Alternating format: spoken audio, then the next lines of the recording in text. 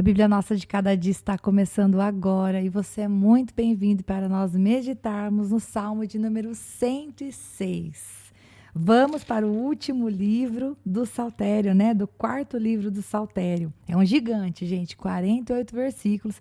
E se você estiver pensando assim, socorro, 48 versículos é muito, vai ficar muito longo esse podcast. Você tem que pensar que é bastante comida. É igual um x-salada duplo, igual uma pizza de borda recheada. É muita comida e você vai comer essa comida aqui junto comigo e vai alimentar o seu espírito e vai fortalecer a sua alma e vai te colocar de pé nesse dia. Então não torce o nariz não para o tamanho do salmo, porque Deus quer falar com você. E se você está chegando aqui, é a tua primeira vez aqui no canal, o que nós fazemos é todos os dias meditar na palavra do Senhor, porque nós entendemos que a Bíblia, que é a palavra de Deus, tem coisas para falar conosco todos os dias. E que quando a gente escuta uma coisa que às vezes não serve para aquele dia, vai servir para o outro. E o Senhor vai trazer à nossa memória aquilo que Ele falou com a gente. Então, fica aí bem colocado no seu lugar, esteja fazendo você o que for, caminhando, andando, limpando, malhando, não sei, ou sentado com a sua palavra de Deus aí no colo, que você possa junto comigo meditar na palavra do Senhor. Vamos começar? Bom, o Salmo de número 106, realmente ele parece uma continuação do Salmo 105. Ele começa com o mesmo aleluia que terminou o Salmo 105.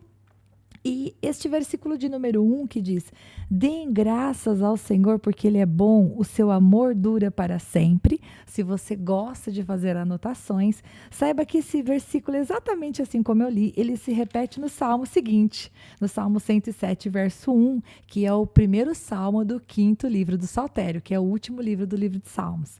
E ele também se repete no Salmo 136, verso 1, que a gente vai chegar lá um dia, mas se você gosta de anotar essas referências, já faz a sua anotação aí.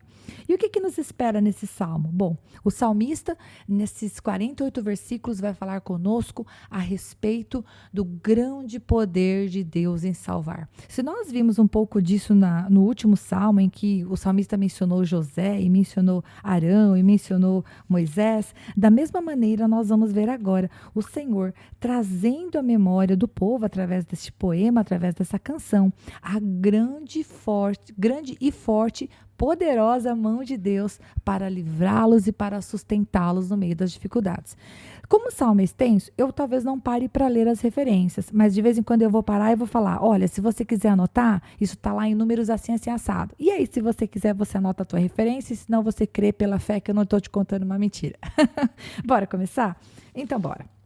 Versículo de número 1 fala assim, aleluia, que significa louvai ao Senhor, né? Louvem ao Senhor. Deem graças ao Senhor, porque Ele é bom. O seu amor dura para sempre. Então, o salmista já começa dizendo que Deus é bom. Bom quando? O tempo todo. Bom quando estamos passando por lutas, bom quando estamos passando por aquele vento a favor que parece que tudo dá certo, né? Por que Ele é bom? Porque o seu amor dura para sempre. Ele não é bom porque nós merecemos. Se fosse por causa do nosso merecimento, nós estaríamos fritos, né? Fritos dos dois lados, né? Bem passados. Porque nós não somos merecedores, mas o amor dele, que dura para sempre, faz com que a bondade dele nos alcance. Versículo de número 2. Quem poderá descrever os feitos poderosos do Senhor ou declarar todo o louvor que é devido? Ninguém. Nem que eu e você passássemos o dia todo declarando o louvor que é devido ao Senhor, nós seríamos capazes de declarar tudo aquilo que lhe é devido, né? E nem que nós tivéssemos condições de olhar para todos os feitos poderosos do Senhor e agradecer por eles, ainda assim nós seríamos capazes de ser tão gratos como Ele merece, né? Eu olho aqui da minha janela, eu vejo grama, eu vejo árvores, eu vejo o céu e eu não tenho como agradecer ao Senhor por todas as coisas que o Senhor tem feito na minha vida ou da natureza, ou simplesmente pelo fato de que Deus me dá a graça de ver. Eu posso ver e isso é uma bênção do Senhor. Continuando, versículo 3. Como são felizes os que perseveram na retidão, que sempre praticam a justiça, ou bem-aventurados, ou como são felizes. E eles praticam a justiça, gente, parênteses aqui, mesmo quando não são reconhecidos. Feliz é você quando pratica a justiça, quando faz o que é certo, mesmo quando ninguém te diz obrigado. Feliz é você que faz o certo, mesmo quando fazem o errado. Às vezes a gente fica com vontade de pagar o mal com o mal. O outro faz errado, eu vou fazer errado também. Mas a Bíblia diz que feliz é você quando você continua praticando a justiça e perseverando na retidão por amor a Ele. a despeito de quem está dentro da sua casa, dentro do seu emprego, no seu relacionamento, na sua família, na sua parentela e etc. O Senhor o sabe, na sua vizinhança. Versículo 4. E aqui, 4 e 5, o salmista vai fazer um pedido em primeira pessoa. Ele vai dizer: lembra-te de mim, Senhor, quando tratares com bondade o teu povo. Venha em meu auxílio quando o salvares, para que eu possa testemunhar o bem-estar dos teus escolhidos, alegrar-me com a alegria do teu povo e louvar-te com a tua herança. Então aqui o salmista faz esse pequeno parênteses em primeira pessoa, pedindo que o Senhor se lembre dele. Né? Nós sabemos que o Senhor não se esquece de nós, mas a linguagem do salmista é: Pai, lembra-te de mim. Pai, eu sei que o Senhor me vê, mas olha eu aqui. Quando o Senhor salvar o teu povo, lembra de mim também. Eu quero me alegrar com essa alegria. Me abençoa também. E aí ele começa a falar do pecado, e ele se inclui. Né? Ele inclui o povo e ele inclui-se a si mesmo nesse pecado. Versículo 6. Pecamos como os nossos antepassados, fizemos o mal e fomos rebeldes. No Egito, os nossos antepassados não deram atenção às suas maravilhas, não se lembraram das suas manifestações, do teu amor leal e rebelaram-se junto ao mar vermelho. Se você quiser anotar uma referência, do versículo 7 até o versículo 12, você pode acompanhar essa história lá em Êxodo, capítulo 14, verso 11 e 12. Claro que tem muito mais para ver em Êxodo, mas vou citar só esses 2 versículos lá. Seguindo aqui no versículo 8. Contudo, ele o salvou por causa do seu nome, né? O Senhor o salvou, para manifestar o seu poder. Repreendeu o mar vermelho e este secou. Ele os conduziu pelas profundezas como por um deserto. Se você quiser anotar uma referência, vai lá, Hebreus 11, 29, e você vai falar: pô, Rita, mas Hebreus 11, 29, aí você está falando do Novo Testamento. Hebreus 11, 29 fala assim: pela fé atravessaram o mar vermelho como por terra seca, tentando os egípcios foram tragados de tudo, porque sim, Deus escolheu salvar aqueles que o temiam e deixou para a perdição aqueles que não o adoravam. Seguindo viagem aqui. Verso 18 do Salmo 106. Salvou-os das mãos daqueles que os odiavam, das mãos dos inimigos os resgatou. As águas cobriram os seus adversários, nenhum deles sobreviveu. Então creram nas suas promessas e a ele cantaram louvores. Sim, gente, quando o povo foi abençoado lá, cantou louvores e se alegrou no coração deles. Mas, versículo 13 vai dizer: mas logo se esqueceram do que ele tinha feito e não esperaram para saber o seu plano. Eu tenho que fazer uma pausa aqui. Isso que aconteceu com o povo, acontece comigo e com você todos os dias.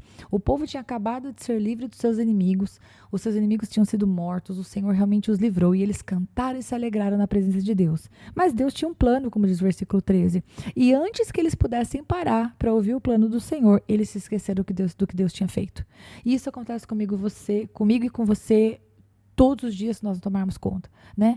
Deus nos abençoa em algo, imediatamente a gente se alegra, e ao invés disso aproximar o nosso coração do Senhor para nós buscarmos qual é a direção dele, qual é o plano dele, a gente vai ou se alegrar na nossa vitória e deixa Deus para trás, ou a gente vai se preocupar com a próxima causa e esquece que se Deus livrou de uma coisa, Deus pode livrar da outra. O que nós precisamos fazer é ficar próximos de Deus, apegados a Deus. Versículo 14. Dominados pela gula no deserto, puseram Deus à prova nas regiões áridas. Deu-lhes o que pediram, mas mandou sobre eles uma doença terrível. Se você quer acompanhar isso, vai lá. É Números 11, de 18 a 20. Versículo 16. No acampamento tiveram inveja de Moisés e de Arão, daquele que fora consagrado ao Senhor. A terra abriu-se, engoliu Datã e sepultou o grupo de Abirão. Se você quer anotar essa referência, Números 16, do verso 12 ao 14. Verso 18 aqui. Fogo surgiu dentre os seus seguidores, as chamas consumiram os ímpios. Isso também aconteceu lá em Números 16, verso 35. Em Horebe fizeram um bezerro, adoraram um ídolo de metal. Se você quer anotar a referência, Êxodo 32, 4. Versículo 20. Trocaram a glória deles pela glória de um boi que come capim. E se você quiser anotar a referência, você anota aí, Romanos capítulo 1, versículo 23. E aí você vai falar: Rita, você está falando de Novo Testamento. Porque Romanos diz: e mudaram a glória do Deus incorruptível em semelhança de imagem de homem corruptível, bem como de aves, quadrúpedes e répteis. Aqui eles fizeram a imagem de um boi, né? Aqui no Salmo 106. Aqui Paulo está falando que sim, podemos substituir a glória do Altíssimo por um objeto, por uma imagem de um animal, ou na imagem de um homem, na imagem de um ser humano, né? Podemos tirar a glória de Deus e dar para essa pessoa. E a gente já falou sobre idolatria, né? Idolatria pode ser uma imagem de escultura, como diz a Bíblia, pode ser uma imagem fundida, como diz a Bíblia, mas também pode ser a imagem de um homem corruptível, né? Nós podemos idolatrar e apoiar a nossa fé num chefe, num contato do WhatsApp, no esposo, nos filhos, né? Os filhos passam a ser o nosso Deus. E está errado, né? Nós precisamos colocar cada coisa no seu lugar. Versículo 21 do Salmo 106, continuando. Esqueceram-se de Deus, seu Salvador, que fizeram coisas grandiosas no Egito, maravilhas na terra de Cã e feitos temíveis junto ao Mar Vermelho. Por isso, ele ameaçou destruí-los. Mas Moisés, seu escolhido, intercedeu diante dele, sim, para evitar que a sua ira os destruísse. Também rejeitaram a terra desejável, não creram na promessa dele, queixaram-se em suas tendas e não obedeceram ao Senhor. Assim, de mão levantada, ele jurou que os abateria no deserto e dispersaria os seus descendentes entre as nações e os espalharia por outras terras. Sujeitaram-se ao jugo de Baal-Peor e comeram sacrifícios oferecidos a ídolos mortos. Se você quiser anotar uma referência, Números 25:3.